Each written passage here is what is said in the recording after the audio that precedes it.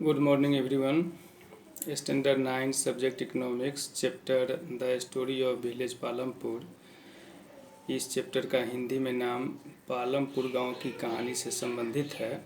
Chapter को हमने coverage किया है। सबसे पहले ऑर्गेनाइजेशन ऑफ प्रोडक्शन यानी उत्पादन के संगठन। इस उत्पादन के संगठन को हम फैक्टर्स ऑफ प्रोडक्शंस के रूप में क्लासिफिकेशन किया है। फैक्टर ऑफ प्रोडक्शन का मतलब हुआ उत्पादन के कारक। इस उत्पादन के कारक को क्लासिफाइड करके हमने पहला लैंड दूसरा लेबर, तीसरा फिजिकल कैपिटल, चौथा ह्यूमन कैपिटल्स, ये चार भागों में हमने बांटा है फैक्टर्स ऑफ प्रोडक्शंस को। तो फैक्टर्स ऑफ प्रोडक्शंस को हमने चार भागों में बांटने का प्रयास किया है। फिजिकल कैपिटल को हमने दो भागों में बांटने का काम किया है। पहला में फिक्स्ड कैपिटल, दूसरा में वर्किंग कैपिटल। अब इन सभी क्लासिफिकेशंस टर्म को हमने एक शॉर्ट एक्सप्लेनेशन या शॉर्ट कहिए या फिर कंप्लीट एक्सप्लेनेशंस कह सकते हैं कि now start topic wise explanations. That is the first classifications forms of land. Land कहते हैं हम भूमि को, जमीन को। It is fixed renewable natural resource which include other natural resources such as water, forest and minerals.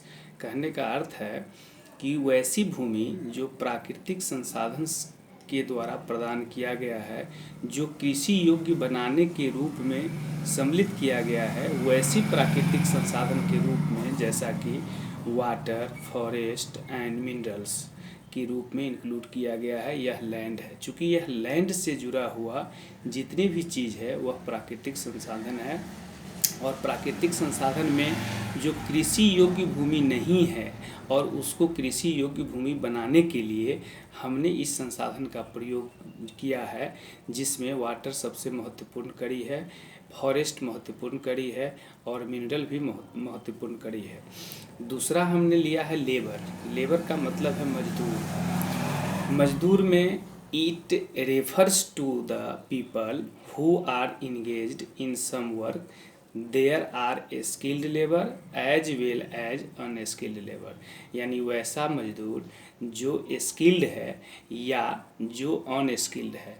यानी यह दो प्रकार के लेबर होते हैं। तो स्किल्ड लेबर स्किल वर्क में काम करते हैं और अनस्किल्ड लेबर वो ऐसा काम करते हैं जहाँ पर स्किल्ड की आवश्यकता नहीं होती है। इसीलिए हमने लेबर में ये पॉइंट को एक्सप्लेनेशन के रूप में दिया है। तीसरा है फिजिकल कैपिटल।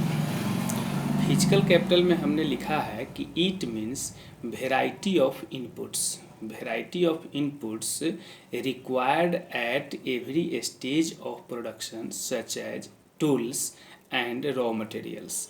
इसमें ये कहता है कि इसका अर्थ ये हुआ कि जितने भी प्रकार की या इनपुट्स है। इनपुट्स कहने का मतलब जब हम किसी काम को फर्स्ट ऑफ ऑल स्टार्ट करते हैं तो उसमें जिन जिन चीज़ की आवश्यकता होती है वह आवश्यकता इनपुट के रूप में कहलाता है।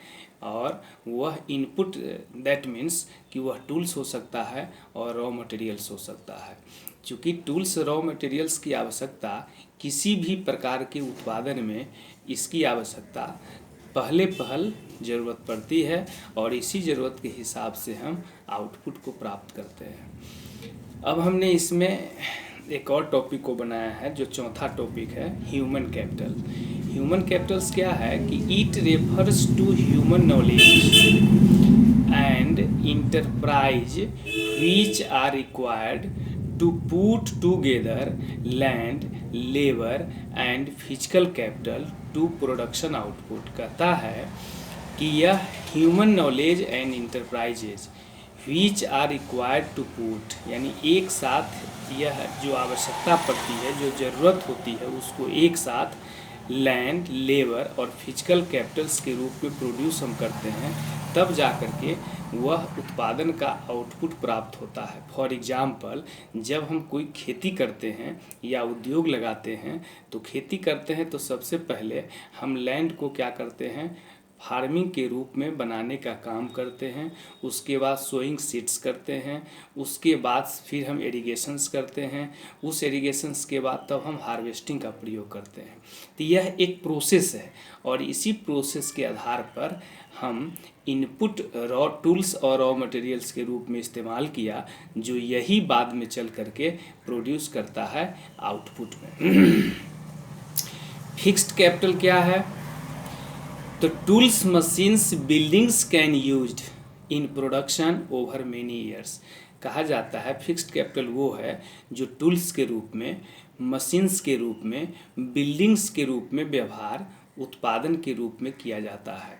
यानी यह कहने का मतलब है कि वैसा टूल्स जो एक बार एक जगह पर फिक्स कर दी जाती है और उसी फिक्स मशीन्स के द्वारा फिर उस फिक्स मशीन से पहले बिल्डिंग तैयार की जाती है।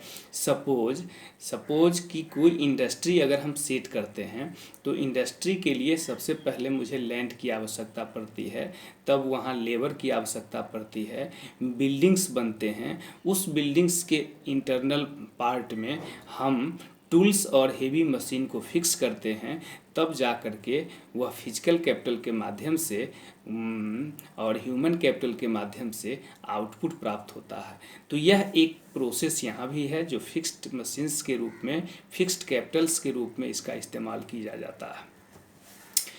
वर्किंग कैपिटल में क्या है कि it refers to raw materials.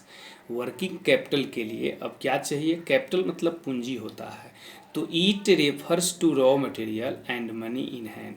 किसी भी कार्य को करने के लिए यानी आउटपुट को प्राप्त करने के लिए हमको सबसे पहले रॉ मटेरियल की आवश्यकता होती है और रॉ मटेरियल और हाथ में रुपया की आवश्यकता होती है। कैश इन हैंड का मतलब कि हाथ में रोकड़ चाहिए। तो इन दोनों के माध्यम से हम उत्पादन में इसका उपयोग करते हैं और उसके बाद बेहतर तरीके से उत्पादन होता है। इसी चीज़ को हम वर्किंग कैपिटल कहते हैं। अब हम शुरू में फैक्टर्स ऑफ प्रोडक्शन क्लासिफिकेशंस के रूप में टॉपिक बनाया है और इसी को क्लासिफिकेशन हमने किया है। तो अब आपको मैं ये बता दूं कि फैक्टर्स ऑफ प्रोडक्शन किसे कहते हैं। इसको जानना जरूरी है कि उत्पादन के जो कारक है वह कारक क्या है। Every production is organised by combining, यानी किसी भी प्रकार के उत्पादन को संगठित करने के लिए यह आवश्यक है कि वहाँ land, labour, physical capital, human capital, इन सब की आवश्यकता पड़ती है, क्योंकि यही इसका फैक्टर है। किसका? उत्पादन का। Which are known as factors of production, और इसी को हम फैक्टर्स ऑफ प्रोडक्शंस के रूप में जानते हैं। एक चीज़ हमने लिख दिया है आपके लिए कि कैपिटल क्या है, क्योंकि कैपिटल पूंजी को कहते हैं और पूंजी विभिन्न विभिन्न रूपों में होता है। जैसा कि हमने अभी आपको बताया कि physical capital, human capital, fixed capital, working capital, ये सभी पूंजी है, लेकिन अलग अलग रूप में इसको हम जानते हैं। लेकिन अगर सिर्फ कैपिटल की बात अगर हम कहें तो कैपिटल का direct in the sense money needed for doing some work. किसी भी कार्य को करने के लिए रुपया सबसे आवश्यक पहलू माना गया है और इसके बिना कोई भी कार्य पॉसिबल नहीं होता है। तो इस चैप्टर में आज सिर्फ इंट्रोडक्शंस के रूप में हम ऑर्गेनाइजेशंस ऑफ प्रोडक्शन और फैक्टर्स ऑफ प्रोडक्शंस के रूप में आपको एक्सप्लेन किए हैं और यह एक तरह से टॉपिक 1 कंटेंट के रूप में इसको आप जान सकते हैं कि पहला चीज़ को हमने इसमें इंक्लूड किया है। फिर नेक्स्ट वीडियो में हम अब नेक्स्ट टॉपिक पर एक्सप्लेनेशन देंगे और इसके लिए तब तक मैं आपको इस टॉपिक के बारे में पूरा इन डिटेल बताया है, चूँकि यह जानना बहुत ज़रूरी है कि पालमपुर गांव की कहानी यह एक इमेजिनरी स्टोरीज है, जिस स्टोरीज में विभिन्न विभिन्न टर्म का प्रयोग किया गया है। जब स्कूल खुलेगी और NCERT बुक के माध्यम से कुछ स्टोरी है, उस स्टोरी को भी आपको पढ़ करके बताया जाएगा, लेकिन वीडियो के माध्यम से जितना पॉसिबल हो सकता है मैं आप तक पहुंचाने का काम करता हूं। तब तक के लिए आप स्वस्थ रहिए, खुश रहिए और इस लॉकडाउन में बाहर नहीं निकलिए। इसी के साथ धन्यवाद।